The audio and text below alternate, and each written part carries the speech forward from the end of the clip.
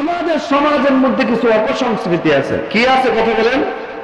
বিষয়গুলো সুন্নত, বিষয়গুলো আল্লাহ রাসূলের সুন্নত, কিন্তু সুন্নতের নামে আমাদের সমাজের মধ্যে অপসংস্কৃতি আছে।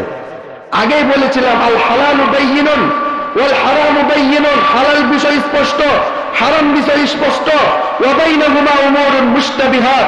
আমাদের সমাজের মধ্যে অপসংস্কৃতি কি? বিয়ে করা আল্লাহর রাসূলের সুন্নত। কথা বলেন ঠিক কিনা?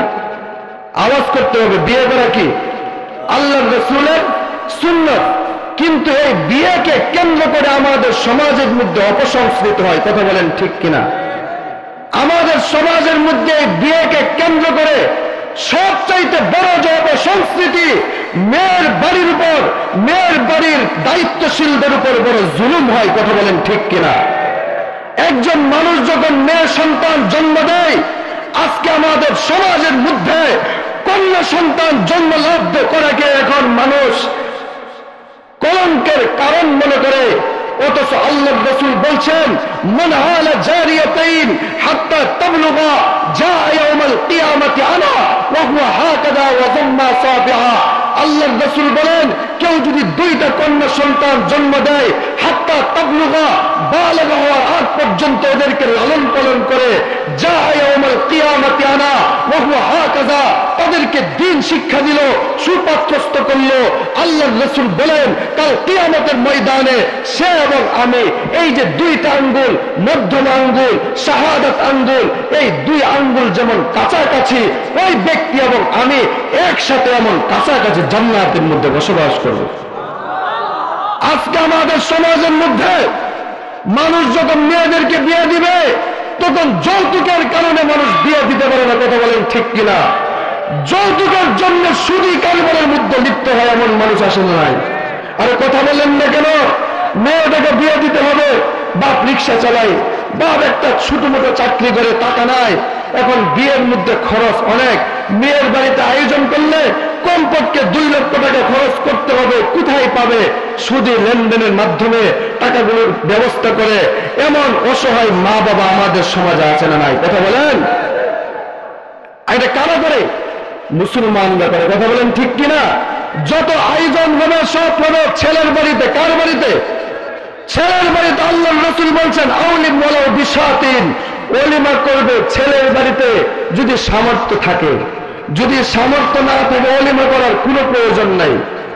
আল্লাহর রাসূল সাল্লাল্লাহু আলাইহি ওয়াসাল্লাম 11টা বিয়ে করছেন। কয়টা? কথা বলেন না কেন? কয়টা? একসাথে ছিল 9 জন। হাদিসের মধ্যে আছে আল্লাহর রাসূল সবচাইতে বেশি খরচ করছেন হযরত যায়েনব বিনতে জাহাশকে যখন বিয়ে করেন, তখন আল্লাহর রাসূল ওই বিয়ের মধ্যে রাসূল সাল্লাল্লাহু আলাইহি ওয়াসাল্লাম বকরি জবাই করছেন, সাহাবায়ে কেরামকে মেহমানদারি করে খাওয়াইছেন। আল্লাহু আকবার। এটা ছিল আল্লাহর রাসূলের সবচাইতে বেশি খরচের বিয়ে। ওলিমা করছেন বকরি জবাই করে। আর যতগুলো বিয়ে হাদিসের মধ্যে পাওয়া যায়, আল্লাহর রাসূল জিহাদের ময়দানে ছিলেন, নবীজি সাল্লাল্লাহু আলাইহি ওয়াসাল্লাম তখন যা উপস্থিত ছিল। আল্লাহর রাসূল, হাদিসের মধ্যে একটা শব্দ আছে হাইসুন, খেজুর, ঘি, পনির, এগুলোর মাধ্যমে একটা মিষ্টি জাতীয় জিনিস পাকানো হয়, যেটা আমাদের সমাজের মধ্যে পায়েস জাতীয়। এটা দিয়ে আল্লাহর রাসূল ওলিমা করছেন। আর বাকি সব স্ত্রীদের মধ্যে আল্লাহর রাসূল এই সামান্য জিনিস দিয়ে ওলিমা করছেন। শুধুমাত্র একজন স্ত্রীর ব্যাপারে বকরি দিয়ে ওলিমা করছেন। তাহলে বলেন তো দেখি, বিয়ের মধ্যে খরচ কম হবে না বেশি হবে? আরে কথা বলেন না কেন? কম না বেশি? قال النبي صلى الله عليه وسلم, নবীজি বলেন ইন্না আযমান নিকাহি বারাকাতান আইসারুহু মু'নাতান, সবচাইতে বরকতপূর্ণ বিয়ে হলো ওইটা যেটার মধ্যে খরচ কম হয়। আজকে আমাদের সমাজের মধ্যে মেয়ের বাড়ির মানুষ খুব অসহায় থাকে, তারা বড়সড় আয়োজন করে, ছেলের বাড়ির মানুষ তাদের উপর জুলুম করে। সম্পূর্ণ হারাম। কথা বলেন কি এটা? আওয়াজ করে বলতে হবে, কি এটা? হারাম। এরপরে আসেন ওলিমা। ওলিমা করা হয় ছেলের বাড়িতে, কিন্তু এখানে যে অবস্থা দেখা যায় আমাদের সমাজের মধ্যে, ওলিমা করে এটা সুন্নত, কিন্তু ওই জায়গার মধ্যে সুন্নতের কোনো ভালাই পাওয়া যায় না। কথা বলেন ঠিক কিনা? বিয়ে একটা সুন্নত। আল্লাহর রাসূল বলেন আলিমুন নিকাহ ওয়াজআলুহু ফিল মাসাজিদ, আরে বিয়ের ঘোষণা দাও, এটা তোমার সুন্নাত আদায় হয়ে গেছে। ওয়াজআলুহু ফিল মাসাজিদ, আরে বিয়ের এটা পড়াইবা মসজিদের মধ্যে, ইমাম সাহেব খুতবা পড়বে, এরপরে বিয়ে পড়াবে, আকদ হবে, আপনি সামান্য খেজুর ছিটায় দিবেন। ইন্না আযামান নিকাহি বারাকাতান আইসারুহু মুহনাতান, আপনার বরকতপূর্ণ বিয়ে হয়ে গেছে। সুবহানাল্লাহ। আজকে আমরা বিয়েকে কঠিন বানায় ফেলছি। আজকে আমাদের সমাজের মধ্যে যুবকরা গুনাহের মধ্যে লিপ্ত হয়। বয়স হয়ে গেছে 30 বছর, কিন্তু আজকে যুবককে বিয়ে করানো হয় না কেন? তো নিজের পায়ের উপর দাঁড়া। কথা বলেন ঠিক কিনা? আরে 30 বছর তার তো অর্ধেক জীবন চলে গেল।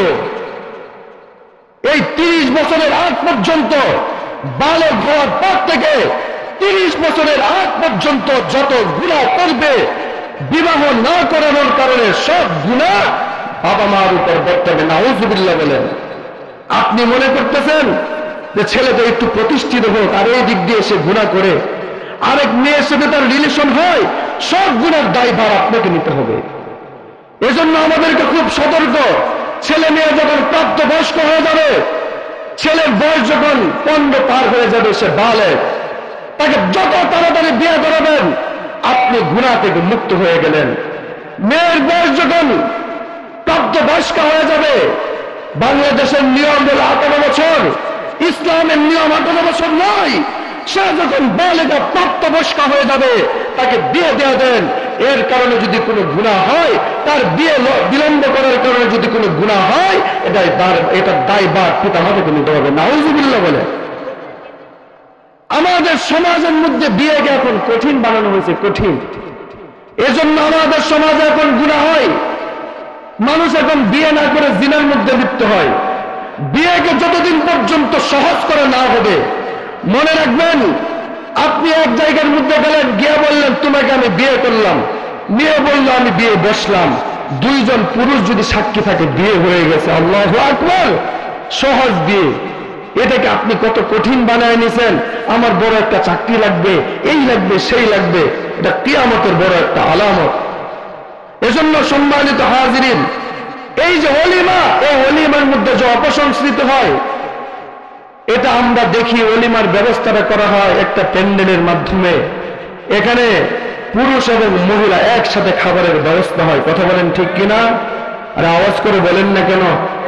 পর্দার বিধান লঙ্ঘন হয় কিনা? আওয়াজ করে বলতে হবে, পর্দার বিধান লঙ্ঘন হয় কিনা? আরে একটা সুন্নত বিয়ে ওলিমা করে, আল্লাহর রাসূলের সুন্নত। এই সুন্নত পালন করতে গিয়ে আপনি একটা হারাম কাজ করতেছেন, পর্দার বিধান লঙ্ঘন করতেছেন। বলেন তো দেখি, এই বিয়ের মধ্যে কোনো রহমত আসবে, কোনো বরকত আসবে? আওয়াজ করে বলেন। এটা কারা করে? ও মুসলমানরা করে না আমরা করি?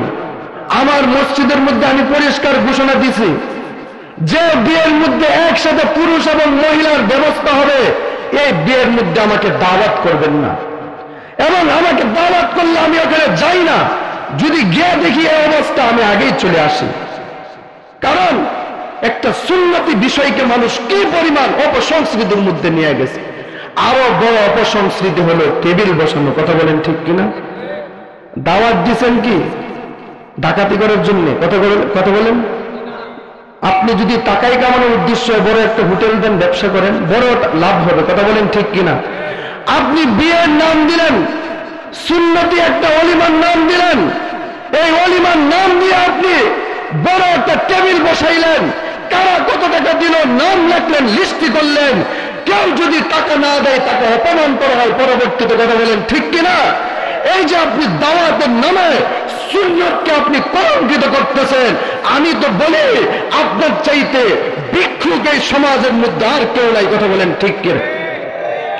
আরে আওয়াজ করে বলেন। ওলিমার দাওয়াত দিয়ে ভিক্ষা করা, এটা কি লজ্জা করে না? কথা বলেন ঠিক কিনা? আপনি দাওয়াত দিলেন ওলিমার, এত সম্মানের সাথে দাওয়াত দিলেন, আর এখানে দাওয়াত খাওয়ার পরে আমাকে টাকা দিতে হবে। এই অপসংস্কৃতি মুসলমানদের মধ্যে কে চালু করলো? কথা বলেন। ইহুদি নাসারারা কারা? আজকে এই বিয়ের মধ্যে কোন সুন্নতের আলামত থাকে না। এই বিয়ের মধ্যে গেলে মনে হয় একটা গান বাজনার অনুষ্ঠানের মধ্যে চলে আসছে। বিয়েকে কোন কেন্দ্র করে গান বাজনা বাজানো হয় কিনা? কথা বলেন।